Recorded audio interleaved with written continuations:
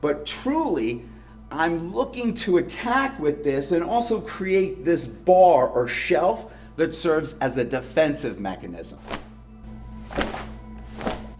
Soft, quick. Here, you can see that it's really away from my body. On contact, you want to pulse. This is a snapping high block, and it can be done with either one arm or two arms, pushing down and straightening the arms. Up. It's similar to a round punch where you could circle around an object that was directly in line of your linear attack. And of course, a kata is theoretical, so these hiraken or flat fists could go to any available target that you chose. But I want to have my knuckles facing inward so that after I block, I can try to invoke some sort of reaction or panic by approaching the face or the eyes or even the throat. And then I'm available to do another strike with the same hand or the opposite hand. This is the rising snapping block and flat fist punch.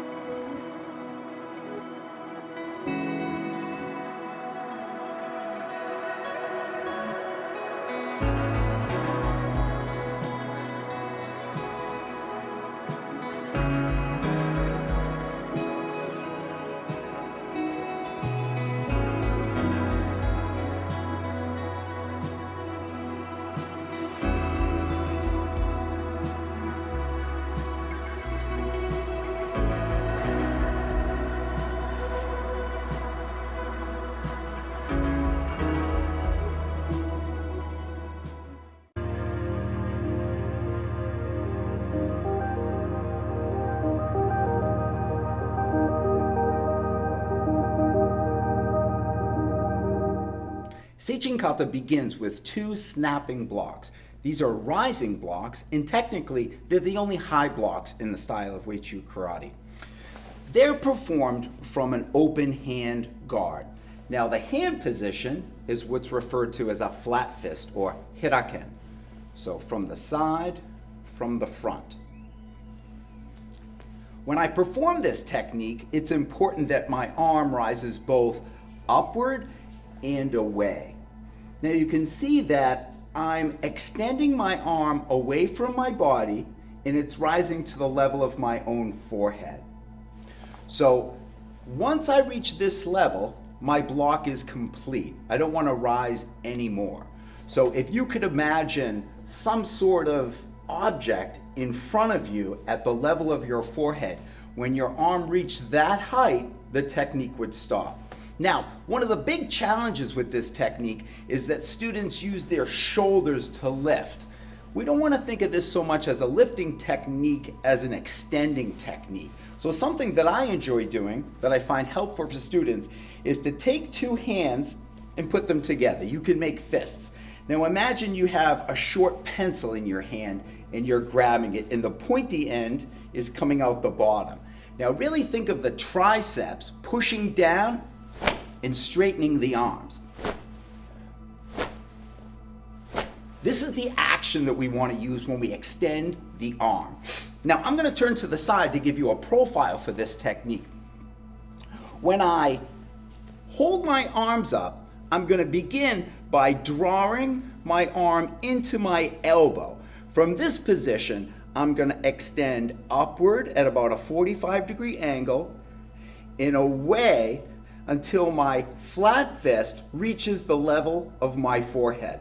My elbow is below my fist, the arm is angled, and this is directly across from my forehead. This is a snapping high block, and it can be done with either one arm or two arms. And later on in the kata, we'll see this performed a second time, and it's simply done with both arms at the same time versus one arm alternating one at a time. So let's break this down. In the kata, it's performed with our right foot in front. So I'm going to start by bringing my right arm to the set position. Now sometimes you'll see this done as a blocking action, but you can infer, if you will, that this would be receiving an attack and drawn in. Mine's not going to be as embellished. So my right arm comes to my elbow, crossing my center line. From here, I extend out, and my palm is still facing me. So it's still in a supinated position. As I rise up, it's going to rotate at about my face level. It begins to turn, and it stops at my forehead. Now, this can be either a block or a strike, like all martial art techniques, but truly, I'm looking to attack with this and also create this bar or shelf that serves as a defensive mechanism. So there's two actions: set, extend, back down. Set up, and back down. Set up, and back down. Set up, and back down. Now it's called a snapping block because on contact, you want to pulse. So I won't freeze like I was just demonstrating, but I'll pop through and go on to the next thing. So in this case, we're going to alternate this technique with both arms, and then we'll throw a reverse punch, or technically this won't be a reverse punch. This will be like an Uechi-ryu off the forward foot, but it'll be with a flat fist. So let's take a look at what that's going to look like. Set, strike, thrust, retract. Now I'm going to advance forward by taking one Seichin step, create the set a second time, rise up, pull, strike, and finish. Once again, with my right foot in front, soft, quick, punch, finish. Step and set, up, pull, finish. Let's take a look at that from the side. Here, you can see that it's really away from my body. It's similar to a round punch where you could circle around an object that was directly in line of your linear attack. Rising up and striking.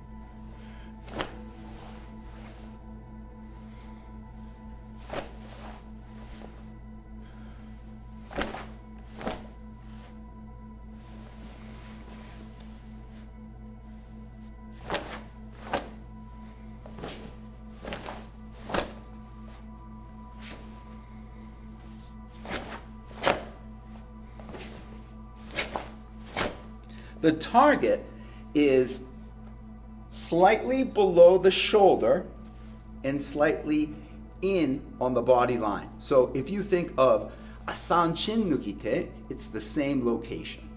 Okay?